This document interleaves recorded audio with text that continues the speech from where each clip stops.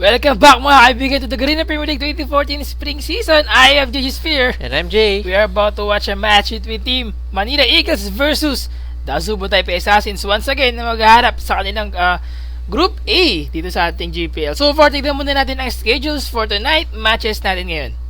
Yes, so earlier this evening at 6 p.m. we had Azubo Taipei Snipers against the Bangkok Titans. Followed at 7 was Insidious Gaming versus HQ Esports Club. At 8 we had the Singapore Sentinels versus the Yo Flash Wolves. And of course now we have the TT Esports Manila Eagles versus the Azubo Taipei Assassins. Alright. And so far, right now, Taipei Assassins is undefeated this season with a 7-0 record, with Manila Eagles being at the bottom of the league. So let's take a look at our standings first at the Group A. As you can see, also HQ in the Group A standings is currently undefeated with 8 wins and 0 losses. TPS is actually has 6 wins and 2 losses. SAG follows in third place with 4 wins and 2 losses.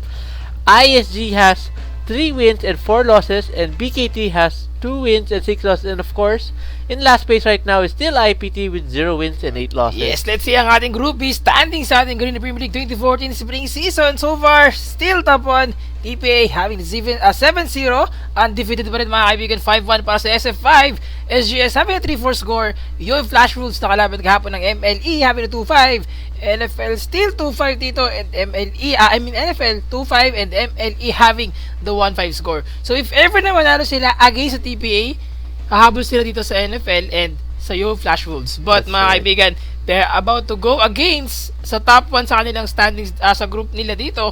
Knowing TPA, yet again, mukhang sila na naman ang aabot sa finals ng GPL natin. Let's see, Yes. how will they be able to secure their objective of doing their job sa kanilang trabaho ngayon. Well, Still, TT Esports Manila Eagles versus the Azubo TPA Assassins, ang ating head-to-head match. Let's see.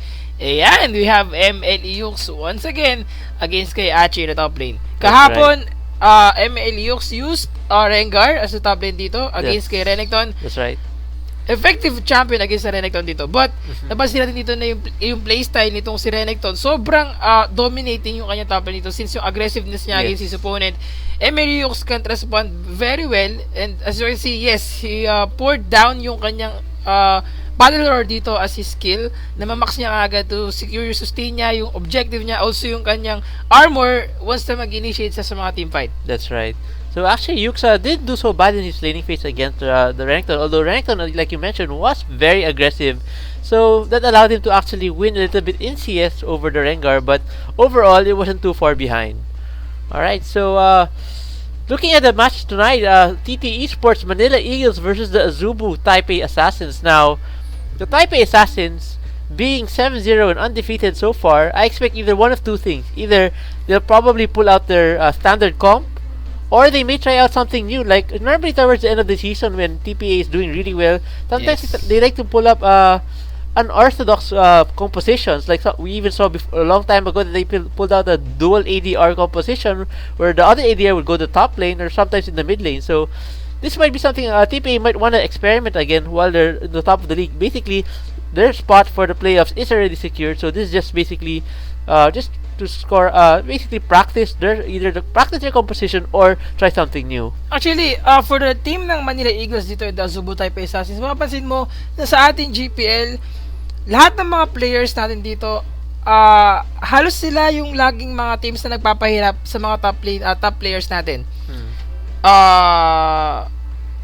Imperium was about to defeat the AHQ last time. But ngayon, kita-kita naman natin na yung team Manila Eagles dito almost defeating also yung TPA last nung laban nila dito.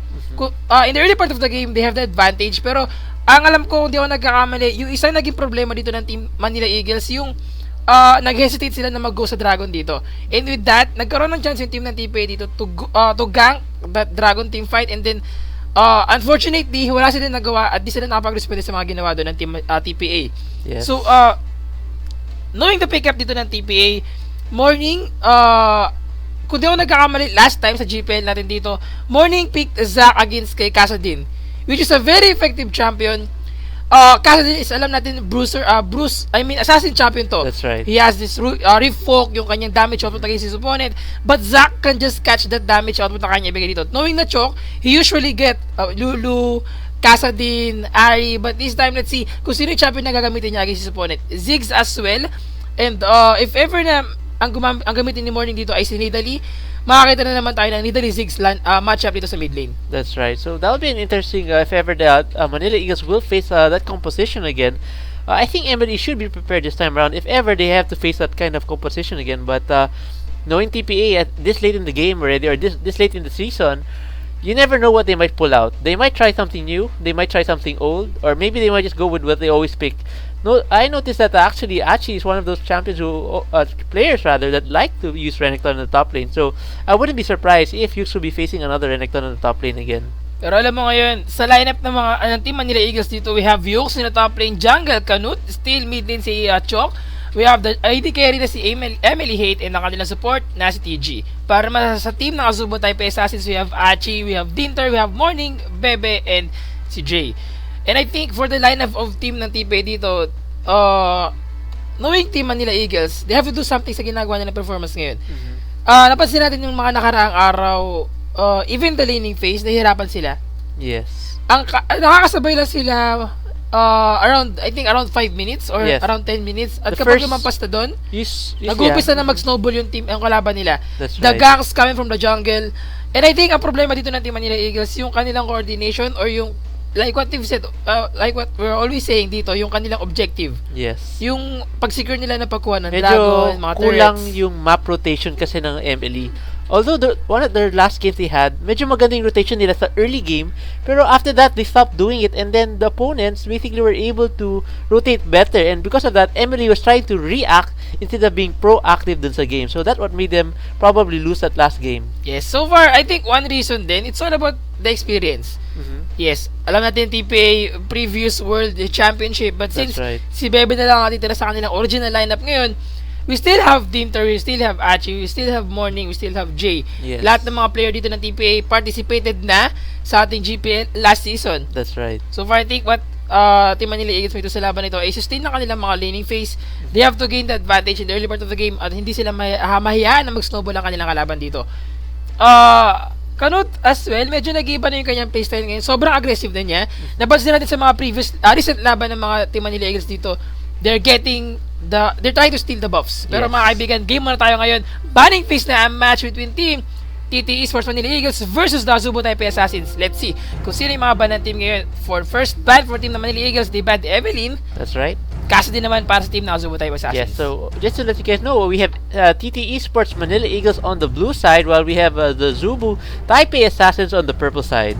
Alright, so second ban coming from the Manila Eagles is the Lulu and the Ziggs for the third ban, while Zubu Taipei Assassins have decided to ban out the Lee Sin that Emily Canute has been using very effectively in the past few games, doing their Baron steal, which actually allowed them to win the game against the full Lewis. And the last ban of TPA will be that Dr. Mundo, who could actually beat Napakahirap. Shyvana in the top lane. So far for the bans of team ng TPA, they're more aware or they're more securing the mid lane, the top lane, and the jungle.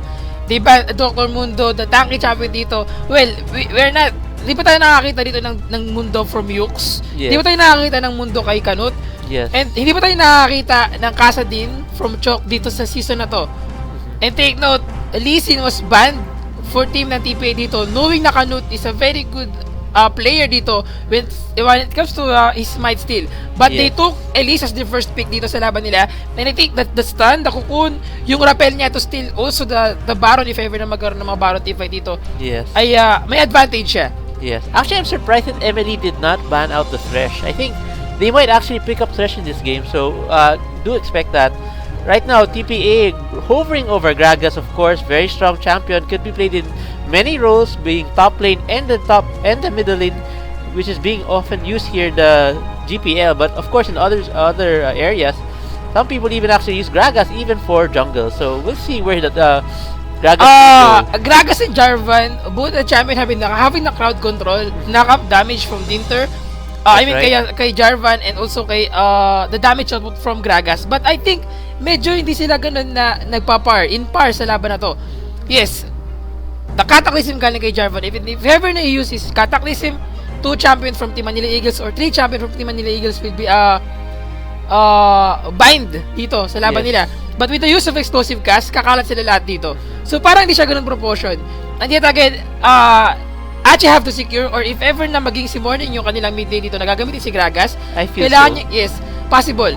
Kailangan niya i-secure dito, nagagamitin niya lang yung kanyang barrel roll to damage the enemy. And once na mawala na yung kanyang Cataclysm from Jarvan, gagamitin niya yung explosive cast niya to pick up another kill. That's right. So, going to the lineups right now, as I mentioned a while ago, I predicted Emily Chalk to pick up, or Emily to pick up the Thresh. As you can see, since they didn't ban it out, they decided to pick it up.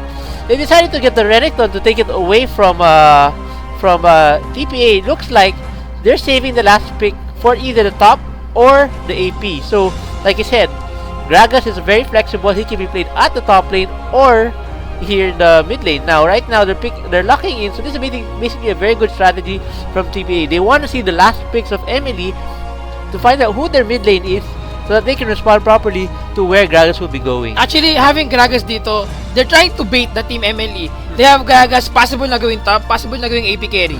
So, as right now, hindi pa nila alam kung sino yung gagamitin nilang champion for their last pick dito. At the same time, they're trying to think or to let Manila Eagles to get their first AP carry first before they got their own AP carry dito. And yet again, if ever na si Twisted Fate na gagamitin nila dito for the mid lane, and Gragas will go against Twisted Fate, I don't think Twisted Fate can do something in the early part of the game dito against kay Gragas. He can just use yung stun niya dito or yung pick a card and yung kanyang first skill dito. But with the damage output galing kay Gragas dito, yung kanyang barrel roll, the body slam, I don't think Twisted Fate can handle that very well. Yes, actually, if ever they do go for the Twisted Fate would be really good for map presence because of the ultimate he has. But the danger he will pose against Gragas, of course, will be not very good since Gragas will be very aggressive on him. Yes, as and you can last see, minute, a change of their champion dito. They picked Nidalee instead of getting Twisted Fate, which is a very risky champion dito. And a very good pick para kay Nidalee, knowing na once na mag-level 6 siya dito, having his Cougar form, she can just disengage, and then poke with his actually, spear. I think Emily's lineup today right now is very similar to the lineup they faced against yesterday, which was a siege comp. As you can see, we have Elise and Nidalee providing the spears and the cocoons to protect Caitlyn while she's sieging down the towers. Now, we've seen Emily so far this season that they haven't been very good at pushing. So hopefully, they'll be able to improve in this game by using this composition to its effectiveness. And so far for the lineup of Team TPA dito, they picked Shyvana as their last pick. Shyvana as the top lane, Jarvan in the jungle, and yet again, Gragas will go in the mid lane dito. Lucian will go as the AD carry. Para sa kanilang support, we have Leona. For Team TT Esports Manila Eagles, we have Renekton in the top lane. MLE Emily Canut will go for the jungle. Chok in the mid lane, having Nidalee. They have Caitlyn as well, and with Thresh in the bottom lane. So far, Caitlyn and Thresh versus Lucian and Leona. The damage output coming from MLE and TJ the bottom lane, super effective against their opponent. They have the poke damage, the what do you call this, yung kanyang double attack. I mean yung nagpo-proc niya critical dito in the bottom lane against their opponent. Yun yung advantage nila dito, yung range, yung death sentence coming from TG. But mahirapan sila since they're going against Lucian and Leona. Lucian on the other hand, yung kanyang skills dito, he have his dash in, papasok sa kanyang kalaban. The double attack, the backup damage coming from Leona, they have to use his Zenith Blade and then stun your opponent. Pero kapag na-timingan dito ng maayos, yung paggamit ng Zenith Blade, gaya na sinasabi ko lagi, Zenith Blade and then timing of the play, maka-cancel yung Zenith Blade niya dito. Yes. Actually, for the bottom lane, I think it's really going to be a battle of the supports. Whoever lands their initiation, whether it's the Death Sentence or the Zenith Blade, will win the lane. If they miss those key spells, definitely it will be in favor of the other team. So, kasi for example, I go Zenith Blade and the other person misses Death Sentence. Obviously, there will be a big advantage to the other side since their skills connected, allowing their AD carry to deal more damage to the opposing ADR. Ayan, sa So lahat they ng have mga to be very nagtataka, careful.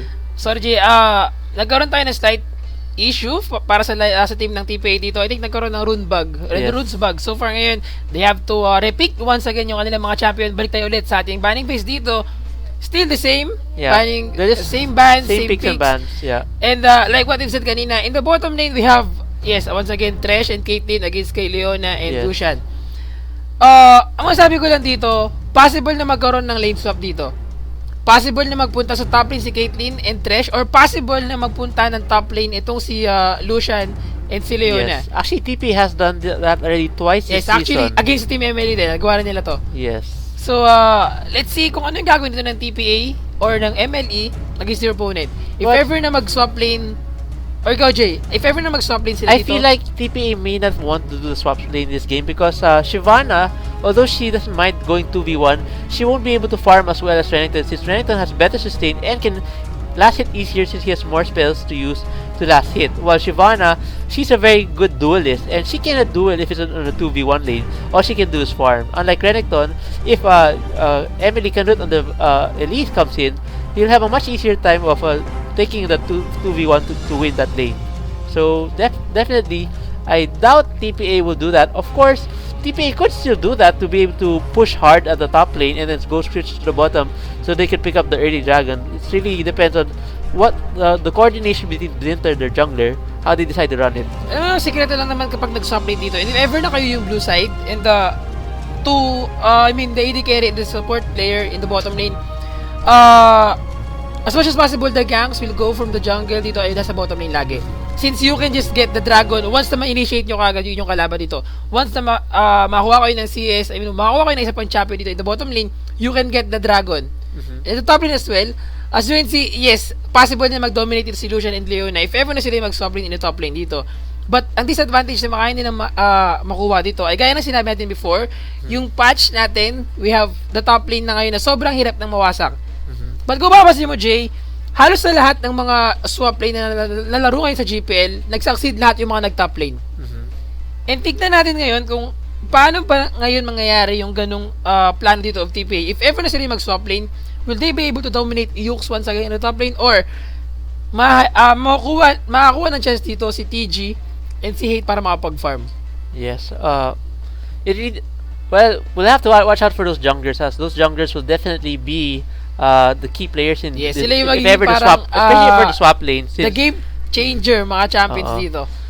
And of course, I expect the junglers to respond basically to whatever the jungler does. If ever they're in the opposite side of the map, all they have to do is counter and gank the other lane and then try to push the tower down as quickly as possible.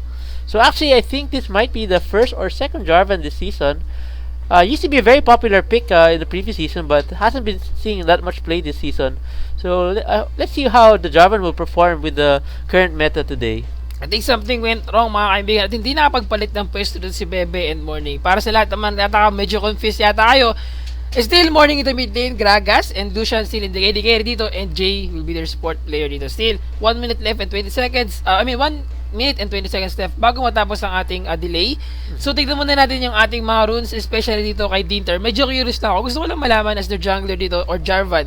Yes. Yung kanilang runes, mga kaibigan. So far, Azubo Type A Assassins Dinter having the 11 physical damage, 13 armor, 6.4 armor penetration, and 5.0 cooldown reduction. Plus 4.0 magic resist para sa kanya. For the masteries naman, yes, typical na jungler dito, 21-9. Very aggressive. Wala siyang wala siyang runic affinity or any movement speed dito. So he's most likely going for the advantage of aggressiveness dito sa laban na to. So let's see naman, since meron pa tayong oras na natitira, Morning in the mid lane. We have Morning, 13 armor magic penetration, ability power at level 18 and 15. No magic resist. Scaling of ability power and also yung kanyang what do you call this, yung kanyang flat AP dito. Yes. And wala siyang magic resist. And this is very effective. And this is the funny thing about it, is that Gragas also doesn't have a scaling magic resist built in. So even though he was champion, he's one of those few champions that do not have magic scaling magic resist scaling built into the champion. And since most melee champions actually do have magic resist scaling built into the champion, so all the magic resist Gragas will be getting will be coming from his items. Most likely Abyssal Scepter if ever he picks it up. And actually, I think one reason kung bakit hindi siya kumukuha ng magic resist dito ay nagtitiwala siya na sobra sa kanyang kiting skills or tinatawag natin na sidestep since he's about to go against Nidalee. That's right.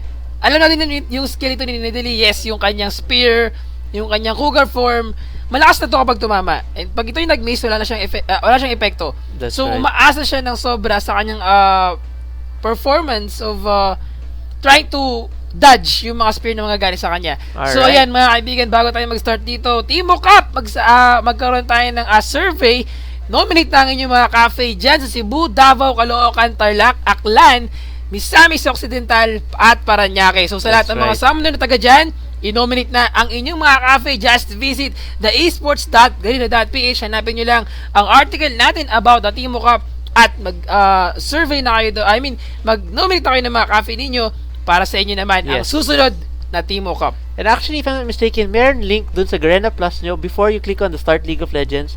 Meron dun link dun para dun sa survey na yan. So just in case you don't know the website address, just click it on the link and it will redirect you to the web page. Yes, so far, naman, bukod dun, pwede nyo nga palang, alamin nyo rin about sa Challenger Tournaments. We have Challenger Tournaments, papuntang PGS, papuntang GPL. That's so sa natin hindi nakakalam, para makasali ka ng GPL, kailangan mo sumali ng PGS. Yes. Para makasali ka ng PGS, kailangan mo sumali ng Challenger Tournament. That's right. And sa lahat ng mga gusto pang malaman yung information about the PGS, the GPL, just visit the esports.garena.ph. Nandiyan lahat ng information. And tignan nyo na lang doon para malaman ninyo kung paano makasali sa Challenger Tournaments. Okay, and take note, teka lang, for the last time, hindi mo kailangan maging challenger para makasali sa Challenger Tournament. Alright. Any tier and division can join. That's very malinaw. So, kahit hindi kayo challenger pero galing na kayo at may mga friends kayo na pwede sumali sa team, pwede na kayo sumali dun sa Challenger Tournament. Alright. So, in-game na tayo. Alright. So, we have the TPA in the purple side and again, the TT Esports Manila Eagles in the blue side. Now, as you can see, Jarvan being very aggressive. Looks like TPA going for a very aggressive level 1. As you can see, all members are grouped here. MLE Chok might be in danger if ever he gets caught by Morning's Zenith Blade if ever, TPA J's Zenith Blade if ever he just had to go in. So let's see, ano ba yung skill na unang nilagyan dito? Yes, wala pa siyang skill na nilalagyan dito para kay TPA J. Instead, they're waiting kung ano possible dito na maging first move of both teams. But mga kaibigan, mukhang eto. So far, yung first na napanood kong laban dito na merong invade from the side of TPA and they're about to go against the team members of the MLE. But kaya na sinabi natin dito, it's not very worth it kung gagawin nila itong early invade. Yes. But actually, I just want to point out also, aside from that, the early invade not being very worth it anymore, TPA Jade has decided to go with the Relic Shield instead of the Doran Shield. Since this is the 4.3 patch already, there's some changes already to the support items, and now this Relic Shield actually is really, really good since not only does it heal the ally that's in your lane as well, but it heals the support champion as well for about 40 flat health, if I'm not mistaken, at the Relic Shield level, and then it also gives the kill and gold count to the AD carry.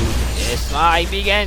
In the bottom lane, pantay-pantay tayo dito. Walang swap na nagaganap, and as much as possible, iiwasan nila magkaroon ng mga pangyayari dito, mga kaibigan. Emily got caught by that Zenith Blade galing kay Jay dito, and Emily hate with a burn of Ignite para dito kay Jay. It wasn't enough to get the life of Emily Hate, but he have to burn his flash dito. And take note, meron pa siyang barrier. So with that advantage sa bottom lane, I think even though wala na siyang flash dito, he can just use his Caliber Net para maka-disengage and then pabayaan niya yung sarili niya. With the use of this barrier, kaya pa niya i-secure ang sarili niya dito once na mag-gank dito ang any jungle for, I mean, itong sa Zubo type assassins dito, the TPA. Yeah, actually, Emily Hate being very confident with the calculation of his Ignite, knowing so that he will not die even with that Ignite burning down. So, good job from Emily Hate not wasting his barrier with that Ignite burning down. Right, so there's a slight pause. There might be a little problem with the connection of maybe some of TPA or probably Emily. So, we'll just wait for them to resolve that issue, or maybe it may be a setting problem. So, that won't take too long. Actually, almost enough for the team ng Azubo type assassins to get the life of Emily Hate kanina. But I think medyo nagkaroon sila ng miscommunication dito. TPA Bebe have to get is yung kanyang piercing light dito, and yes, the damage output from their team. Jay have to use his Ignite, and then mabayaan nila dito makuha sana yung buhay kanina ni Emily Hate. And take note, two members of Team MLE still having their secondary summoner spell. But yung kanilang mga flash dito ay nawala na. So once na mag-gank in the bottom lane itong si Dinter, having Jarvan, alam mo din na lahat na si Jarvan, sobrang effective na jungle niyan, the knock-up damage, the massive stunner, and the Dragon Strike, that would give MLE a very hard time in the bottom lane. Yes. Alright, so talking about the bottom lane, I really hope that Caitlyn and Fletch will be able to come back on this. As you can see, Lucian already has picked up 11 CS while Leon has picked up 1 CS.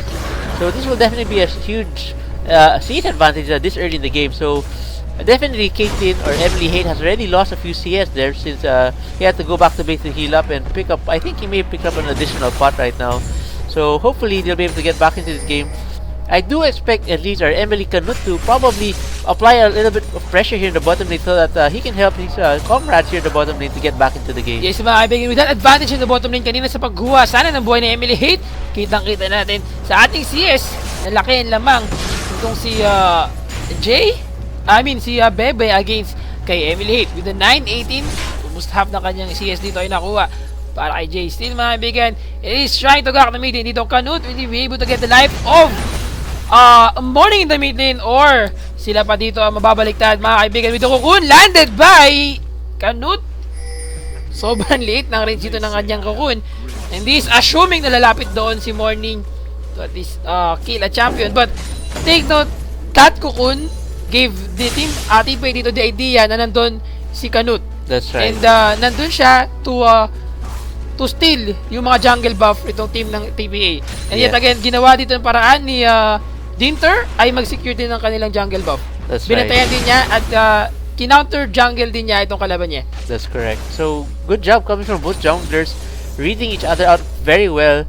I was actually surprised that Dinter didn't decide to gank the bottom lane since Cocoon landed for from Canute, mga kaibigan. In the top lane, they're trying to chase Achu, but with this second skill, he can just disengage with the movement speed na mas para sa kanya dito.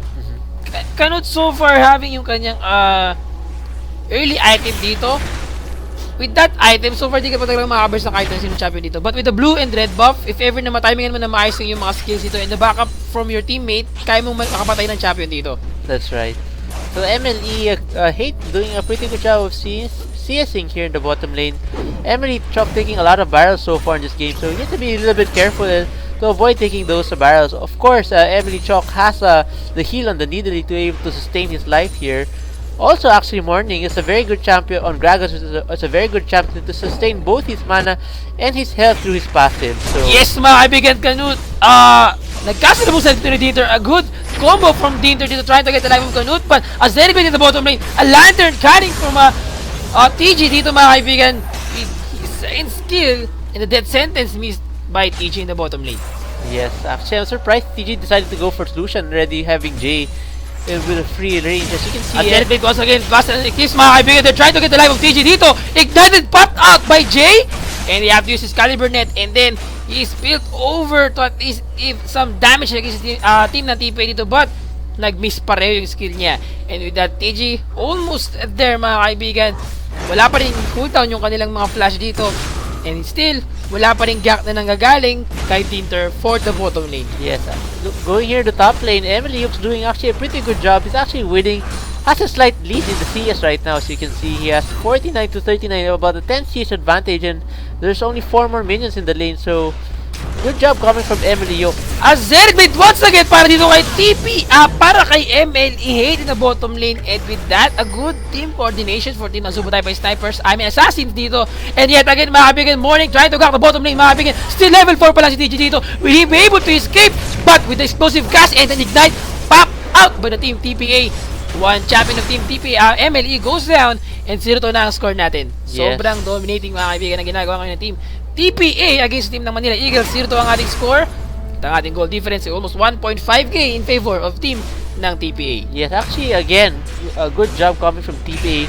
Excellent rotation again. Gragas shoving his lane against Nidalee, giving him time to roam to the bottom lane. And since the bottom lane was already able to pick up the life of, or actually forced Emily TG back away a while ago, and killing Emily Hate afterward, they're able to pick up the life of TG again when he came back to lane. So, very good rotation coming from TPA right now.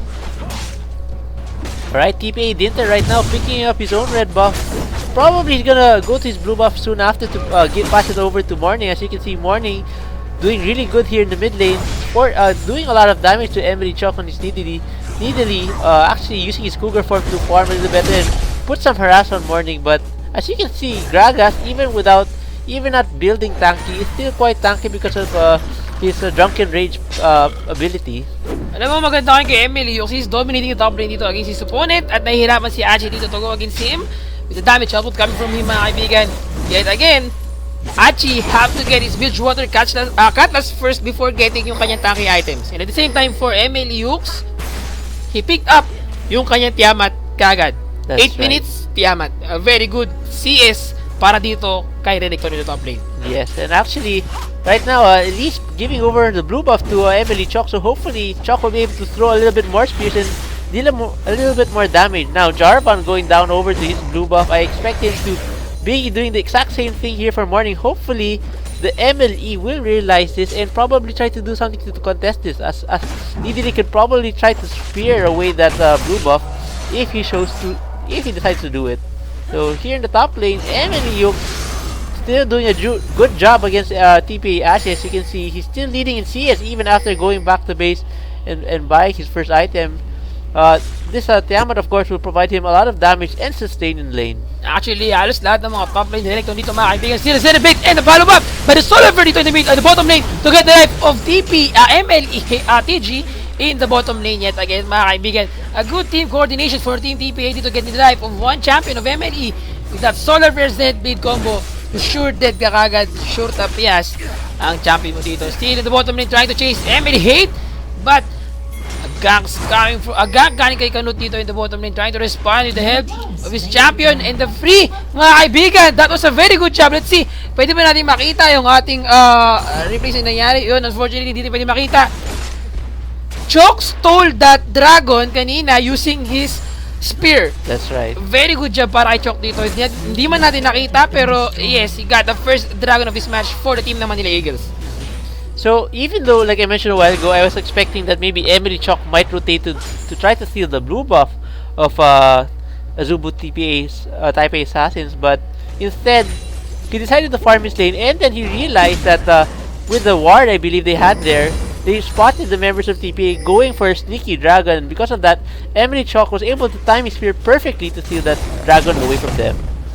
So with that, they were able to lower the gold lead of TPA. As you can see, TPA's gold lead is still about close to 2,000 right now, and this is mainly because of the first blood and the 3 kills that Lucian has right now. In terms of CS, the mid lanes are actually doing pretty even, and Renekton for Emily is doing a really good job of winning the CS in lane, but in the bot lane, of course, TPA, J, and BB is doing a good job of winning the lane against Hate and TG right now. Yes, medyo ngayon ko lang ulit nakikita si Chok na lumalamang sa kanyang mid lane against his opponent, and take note is going against Morning dito. CS-wise, they're both having their CS very wise dito. Also, mamasin mo, 1 assist para kay Gragas, but 0 score pa rin para kay dito. Mga kaibigan, ako kung landed by TG. They're about to get the life of Dinter dito, but a missed death sentence. Will they be able to get the life of one champion of Team TPA? He have to use his play with the flash in. Medyo nagkaroon siya doon ng miscalculation using his flash to a champion na kaya mag-disengage dito.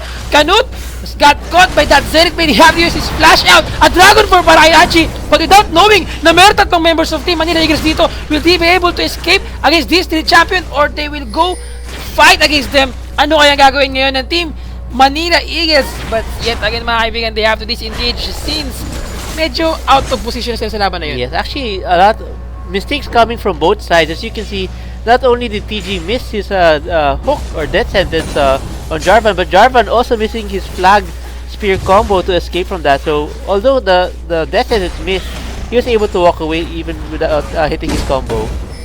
Chok doing a good job just now of avoiding that barrel coming from Gragas there. And Emily Hate, of course, still having a hard time here at the bottom lane.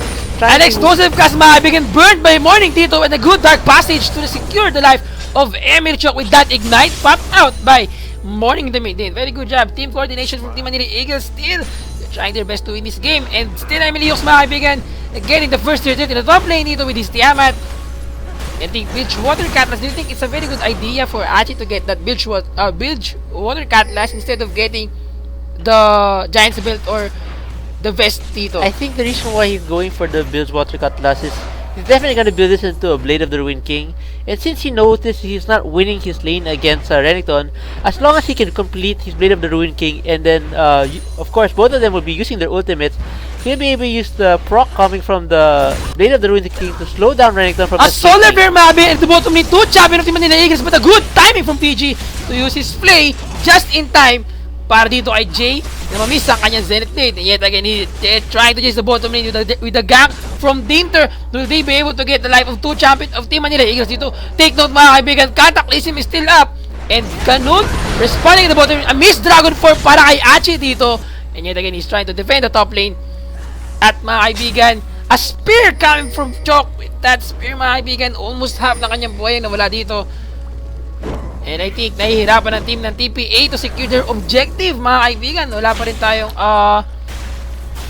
turret na nawawasak dito. Or I mean, sorry, wala pa rin turret na nakuha ang Team Manila Eagles dito. Yes. At 1 turret for Team TPA getting the bottom lane. But I feel like definitely I think Renekton or MLE Yux in the top lane will be able to pick up this turn very soon, as he still has his ultimate up, and Shyvana of course still doesn't have her dragon form yet, and since all the members of TPA are nowhere near it, there we go, Emily Yux picking up the first turret for Emily, so good job from Emily Yux, but this is where the problem comes. Is mga kaibigan, in danger ang buhay ngayon ni Emily Yux in the top lane. A gag time be able to get the life of Yux dito, but since medyo napansin dito ni Yux na mayroong masamang mangyayari sa kanya, he have to disengage. And take that mga kaibigan, meron pa rin siyang slice and dice para mag-disengage in the top lane. Yes. Yux still trying to chase Achi in the top lane, but Dinter, he is going to respond in the top lane with that Bilgewater Cutlass. Will he be able to escape dito? A flash out, and then a Cataclysm mga kaibigan. Slice and dice is still on cooldown. They have to use his Dominus, but the damage output from Dinter, so much for MLE Yux to handle. Yes, Achi baiting that out really well on Emily Yux. Yux didn't think that Jarvan was still there and decided to go aggressive on Achi since Achi's dragon form was still not yet ready. Oh my gosh mga kaibigan, a gank from Dinter. I mean, kay Morning at top lane, explosive gas to get the life of Canute. A good job for him. Trying to land, using his rappel, but with that last hit, galing sa kanya barrel roll kay Morning dito, he got the life of Emily Canute. 20 seconds left bago mabuhay ang dragon. So far ngayon, 3 members of Team TPA nang galing sa top lane. And if ever magkaroon ng chance ngayon ng Team Manila Eagles to get that dragon, kaya nilang makahabol sa nawalang advantage sa kanila sa early part of the game dito sa CS, sa laning phase sa laban. Yes, that's right. So, like I mentioned a while ago, earlier before we started the game, TPA going for a few new picks here. The Jarvan in the jungle and the Shyvana top lane. They haven't really used these champions yet this game. Even BB and Lucian, although I feel like... Oh my gosh mga kaibigan, damage shot from Team TPA dito. MLTG just stop there para alam na niya ang kanyang kapalaran dito. Mapapansin mo dito, lineup of team ng TPA, they have the stun, they have the Zenith Blade, they have the Solar Flare, they have the knock-up damage from Jarvan, the Cataclysm as well. Almost enough to secure any champion of team ng MLE dito. Alright, the Wraith Field coming from Jarvan using his lance there. Looks like the middle third of MLE is going down, and Shyvana all alone here in the top lane definitely will be able to push the star really quickly. MLE trying to contest his dragon right now. Yes, a Zenith Blade galing kay Jerry. They're trying to get the life of one champion of Team Manila Eagles, and with that hiding mga kaibigan, they're trying to hide that bush, and the Cataclysm galing kay Dinter. Canute have been healed by Chok dito, and yet again namawagan na kanilang mga buhay. Both a champion of Team TPA, 2 champions from their team, still having the half-life dito, and chance for Shyvana to get the first tier to the top lane. Will Team MLE try to contest this dragon, or they will defend the top lane dito? Yes, like I was saying a while ago, na because of this pressure that Azubu TP is putting here in the bottom lane, Shyvana was all alone here in the top lane, and Shyvana is a very strong pusher, especially now that she's already completed the Blade of the Ruined King, taking that the third of MLE here, MLE in the top lane was very, very fast. Actually, even though na nakuha ng Team Manila Eagles ang first dragon of this match, mga kaibigan, I missed that set as galing kay TG. He assumed na mapunta si Bebe to farm that minion in the bottom lane, and yet again, they about to get the second dragon of this match. And take note, kanina na-steal ni Chok yung dragon na yon with his spear. So let's see kung kaya nyo ulit steal ang dragon na ito, knowing na ngayon, hindi naka-cooldown ang smite ni Dinter. Yes mga kaibigan, TG try to use his death sentence para yung gatiting na damage yung death sentence, at least makasteal sana ng dragon, but it wasn't enough to steal that dragon. That's right. Emily Chok still trying to throw those spears. Morning doing a really good job of avoiding most of those spears so far. Morning being very aggressive on Chok right now, and Chok deciding not to continue chasing down Morning. A good pick of Summoner spell para kay Chok dito, having his barrier. And as you can see, he can't be burst down mga kaibigan. Dragon form coming from the members of a Sumo type assassin. Chok was about to go down, ignited as well.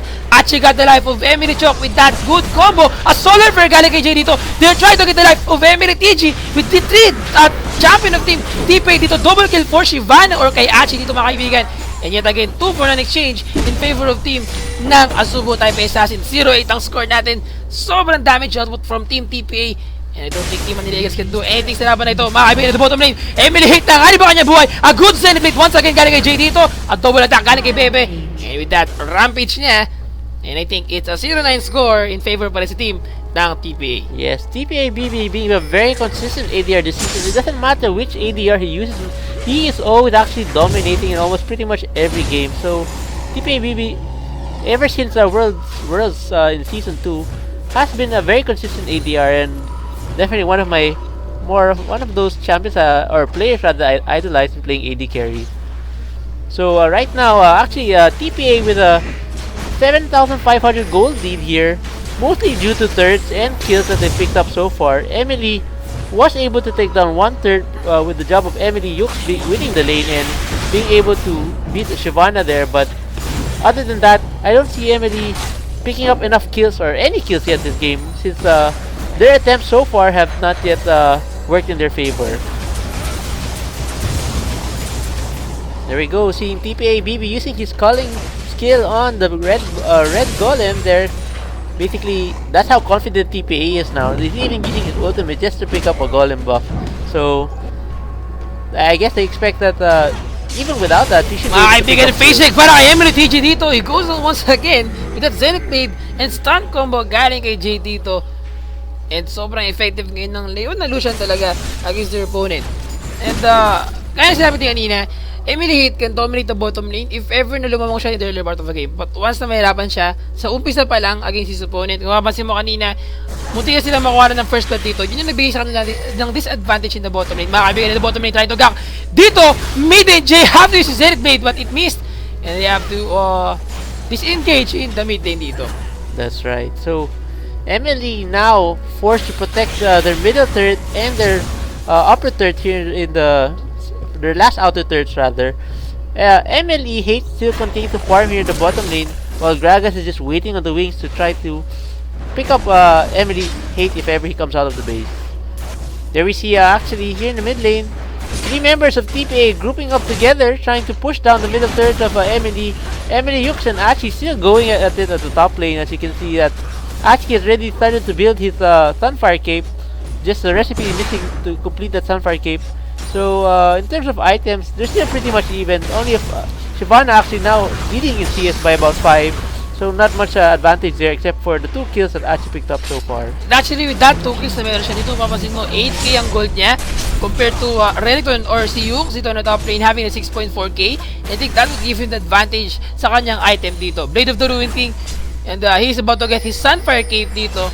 And I think ito magpapahirat talo kay Emily Yux na sustain ng kanyang top lane dito mga kaibigan. Still, the damage out from Yux dito, you'll be able to get the life of Achi. Sinasalo na niya mga kaibigan ang turret dito. And yet again, since alam niya na may paparating na members of team TPA dito, he have to use his slice and dice para mag-disengage. Yes, actually this game hasn't been...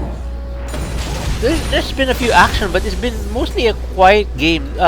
Few picks left and right, but other than that, we haven't really seen any super big team fights where all 5 members were present.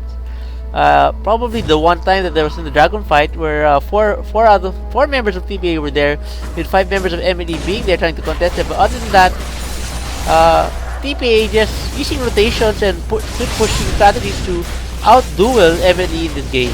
Mapapansin mo ngayon, For the item of Lucian dito or si Bebe, he's more on confident na sa kanyang item.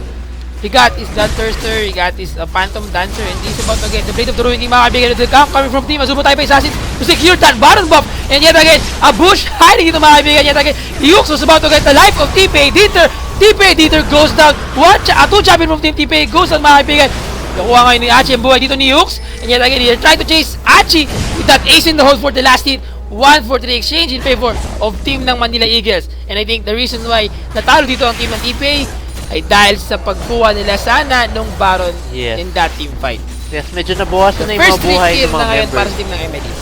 So, good job from MLE responding properly to that Baron attempt by TPA, and because of that, good rotation now from MLE, picking up the second third of the game here in the mid lane.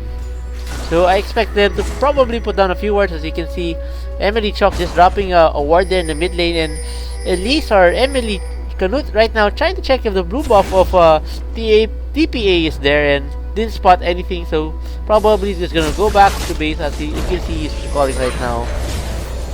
Alright, so I expect TPA to probably attempt another Baron kill.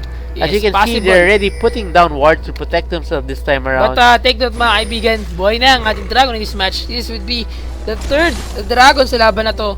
If ever na makuha to ng Manila Eagles, ito yung pangalawang dragon. Or if ever na makuha to ng TPA, ito yung sa kanilang pangalawang dragon. Kasi, kung mapasin mo, nakuha kanina ni Yux, ni Chok, yung first dragon of this match. But, ang problema dito, kapag maaga mo nakuha yung dragon, hindi siya ganun kalaki na mag-distribute sa inyong mga team dito. Nakuha mo yung dragon, pero yung gold na makuha mo, ay hindi ganun kalaki compare sa late game na makuha yung dragon. A solo dragon para kay Dinter. 289 gold per person na yung binibigay. A while ago, it was like a little bit less than 200 doon sa first Almost 100 dragon. Or 150 something. So, again mga kaibigan, na still dragon, still red buff for Achi dito. You have to use his dragon form. Hindi niya iniisip dito at hindi siya nasasayangan sa cooldown na nangyari with this SS in the jungle buff. Yes, Shyvana using the dragon form to escape that engage coming from MLE, and it's right now just basically roaming around the jungle area. Looks like members of TPA may be grouping up here in the blue areas of MLE. As you can see, MLE Chop trying to get his own blue buff, but because of the pressure being applied by TPA, he's deciding to back away from it. Actually, just providing some distraction here down in the bottom lane. MLE Hate picking up some more CS, while MLE TG providing some protection for MLE Hate. Hook coming up for TG, does not follow up with it. Looks like Morning may be able to steal the blue buff off MLE again.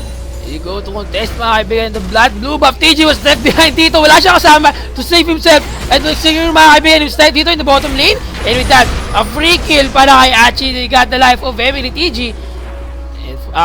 Yes mga kaibigan, 3-12 ang ating score in favor para sa team ng TPA at ang ating goal difference ay almost 11k na. Yes, and going back to what you asked a while ago about the Blade of the Rune King, as you can see, the Blade of the Rune King is working out for the Shyvana, allowing her to stick to her target with the active coming from that. Bagsakan ng bariles mga kaibigan itong ang spider na si Emily Canute, and with that, another kill objective of team TPA and chance for them to get the first Baron of this match. Team Manila Eagles can't do anything since wala silang smite para kay Canute dito and responde for their team members. Yes, so TPA is squashing the spider bug there just now, and looks like they're gonna pick up the Baron, of course, without much contest. Looks like MH Chok might throw the spear, try to contest in Baron. Fail. It wasn't a good attempt, but didn't succeed. As you can see, MH Chok is backing away. Emily Yux have going down for that, trying to slow down the members of TPA, but TPA right now being very, very strong, unable to do anything to stop the members of TPA right now. So far ngayon, kitang-kita natin na sobrang nape-pressure ng team ng TPA. MLE dito, they can do anything, they can respond very well sa mga ginagawa pag-pressure ng team TPA. And ang ating score ay 340, tignan natin ang ating gold bag ngayon. Yes, so for the highest member of team ng TPA dito na merong pinakamalaking gold ay si Bebe. 12k, 12.3k na mapapasin mo against his opponent na si Caitlyn. You have 8k dito. 5,000 na gold difference para sa kanilang AD carry. Isipin mo nila kung gaano karaming item yung katumbas nun. Yes, definitely at least one large item and half of another large item. So, like I said, TPA BB being a very consistent AD carry all throughout since the previous season. Emily, as you just see here, Achi going one-on-one with Yux could not anymore go toe-to-toe with Achi with the Blade of the Ruined King. So, yes, mga kaibigan. Kita mo yung ginagawa kanina ni Jay? He's trying to catch the damage output from that turret in the mid lane. Ito mapapasin mo, nakatalikod siya. And alam na nila na si Leon na makunat dahil sa kanyang shield. And unusual na makita mong tinatalikuran niya ang kanyang kalaban. yeah. And again, mga kaibigan, sila the mid lane trying to push that turret. But they have to change their lane dito in the bottom lane para masigurado nila pagkuha ng dragon. I mean, ng turret dito. And then, kumahanap sila ng pwesto kung saan alam nila na mas madadalian sila sa pagkuha ng champion of team ng Manila Eagles and also to get the turret na kailangan nila. Yes. At split, they have to do a split push dito since alam nila na kaya nilang maging maka-escape if ever na may ma-initiate sila.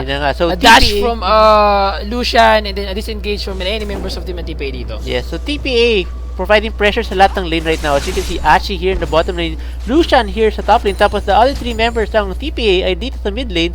I basically try to, there we go, TPA picking up the first inner turret of MLE here in the top lane. Yes, ang ating goal difference ay almost around 7k in favor pa rin sa team members of the TPA. 38.9k para sa team ng MLE at 54.4k for the team of Azubo Taipei Assassins. They got the the third turret in the top lane at malapit na makuha dito ang inhibitor for team ng Manila Eagles. MLE still trying to defend, mga kaibigan, a good slice and dice, but with that Zenith Blade, a good timing from team MLE, Azubo Taipei Assassins dito in the top lane, and with that, they picked up an inhibitor in the top lane. TPA actually being very confident in this game, actually taking their time winning this game. They're not trying to do anything fancy, as you can see. Basic push strategy, basic rotations, nothing out of the ordinary. So MLE, of course, trying their best to counter the moves of TPA, but actually right now, as you can see, very tanky, able to take down the third and it looks like the inhibitor as well. But with the response of MLE going down to the bot lane, decides to back away a little bit. Can't do anything sa ginagawa ngayon ng team ng TPA against them. But so far, they are about to get the inhibitor in the mid lane at mukhang tuloy na to for the team ng TPA. MLE can't do anything sa ganitong klase ng performance ng team ng TPA. Mabing Azerted galing ito kay Jay. They're about to get the life of Emily, but a missed solar flare wasn't enough to get the champion of team MLE dito. The damage output from TPA, Bepe, slice and dice galing kay Yux dito. He have to use his Dominus. The Scorch Earth Renekton, mga kaibigan, with that death sentence galing at TG. 3 champion of Team TPA got caught with that, the box with that, mga kaibigan. They're trying to chase Emily with that Cataclysm and then followed up Dragon Strike. And yet again, Emily Yux, mga kaibigan, natitira dito. He's tanking the damage out from Team TPA. And yet again, yes, I think 2 champions from Team MLE survived that team fight, but the Nexus didn't survive that match. Looks like TPA may close out this game now, definitely. 5-man strong, and the two members of MLE definitely won't be able to stop this, and of course TPA won't make the mistake that full Lewis did with the inhibitor since they just destroyed all of that. So good job coming from TPA. Congratulations for being still undefeated this season. So they're basically now 8-0 if I'm not mistaken in the standings of Group B.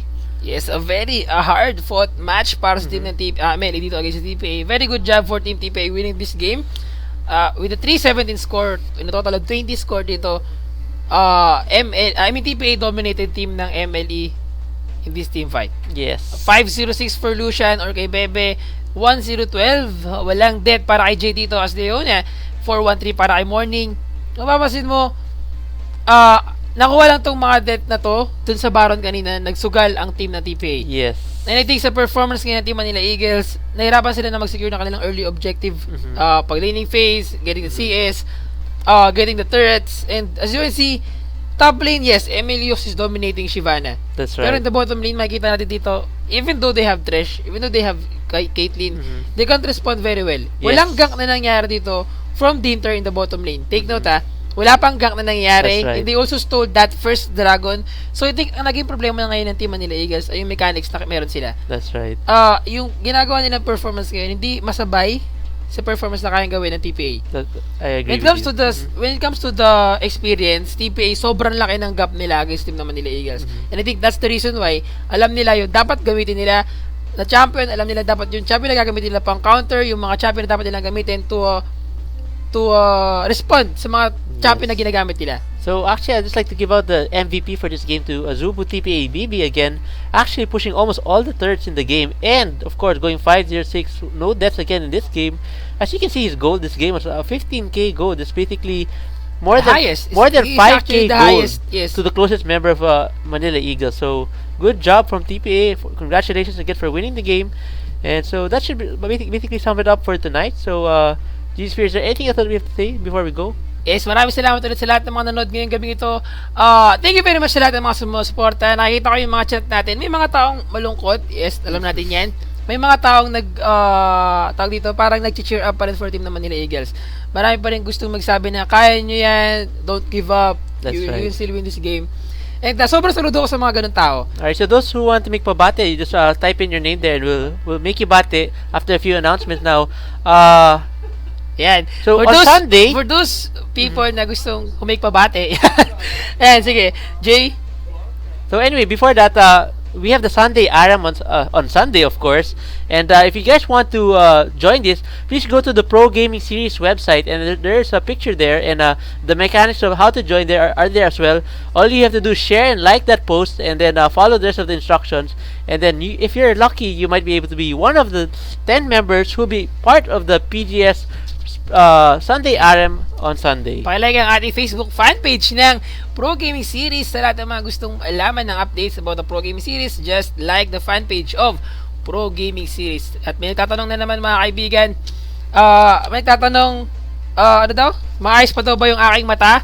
Yes, maayos pa yan. Pero sa ngayon, I don't think na gugustuhin ko pa kasi trademark ko na siya eh. Okay. So, gusto ko na siyang nandyan. And sa lahat ng mga curious ko ano nangyari sa aking mata, punta kayo sa Facebook fanpage ko, facebook.com/GGsphere. Nandun yung information. Alright. Nag-upload ako ng video doon na sinabi ko kahapon. Ayun na, may nagpapabati si na Sir Jeep. Hello, Sir Jeep. Hello to Wicked Saint. Hello to... Kay Kenneth. Yan. Alright. Kay Kenneth. Kay Pangasinan, Mapandan sa mga tao dyan. Rex Link 12. Pangasinan. Hello. Yan. Also, syempre, sa Awesome Guy 123, sa Genesis daw nanonood ngayon. Thank you. Alright, pabati din daw si Genesis. And Batangon. Kay Risky Strategies. Hello to you also. And thank you for watching. So, we really appreciate everybody who's watching and commenting here in our Twitch channel every Wednesday to Sunday actually. Of course we have the GPL matches every Wednesday to Friday, and on Saturday and Sunday from 5 to 7 p.m. we have the PGS matches. But as early as 3 o'clock we have our pre-PGS show, which will feature of course our very own operator Dave and of course Je, and we also have our ARA matches on Sunday. So as early as 3 p.m. we will be here to entertain you guys. So please log on earlier if you want to join us in that very entertaining part of our day. Yes, sa lahat ng mga Davao Summoners, pinababati ni Senade. Also kay Kogi, ADR daw ng Makati. And sa lahat ng mga Summoners pa, anything else mga kaibigan, mukhang nagpapabati din si Alet Gomez. Ito na pagtatapos natin. Or ayan mga kaibigan, pahabol team Bulalo ng San Jose at sa captain nilang si EJ Bulalo. Ayan, grabe pinanindigan ng mga Bulalo dito. And bago lahat, syempre, ang grupo ng Ilong Minati namin ni Dave. Good evening sa inyo. Pagpatuloy nyo lang ang pagpalaganap ng ating samahan. Of course, Dave would like to say hello to his LPHM admins, of course, and of course to hello to Indaw, and who else? Kay Batagon, okay. Or kung ano ba pasa dyan? Batagon, good evening sa'yo. Thank you very much sa suporta, kaibigan. Siyempre, kay Idnars, pabati raw sa LOL players ng Arigay. Arigay ba yan? Aringay. Last na pabati daw sa Green, ano yun? Hello to all the Davao Summoners. Coming Skills from us, don't of course. matter. Pabati raw si Joseph Saradan. Yan, good evening sa'yo, kaibigan. Kung sino ka man. Okay, yun lang. Thank you very much again for watching. Bukas, meron tayong Pro Gaming Series. Jay? Yeah, so tomorrow we have our Pro Gaming Series. The Pro Gaming Series. We'll have our match between Mr. Operator, could you give us the information on that? Yes, pwede mo ba kaming tulungan? Ayan, syempre Yes. bukas dating So tomorrow, our first game will be between... Yes, last week match pa yun mga kaibigan. So ngayon, stay tuned na lang kayo bukas. Alright, just go to the Sasabihin PGS website to find out who will be played tomorrow. I think it might be CM CM Storm Storm and versus- MLE. Yes, versus MLE Yes. tomorrow.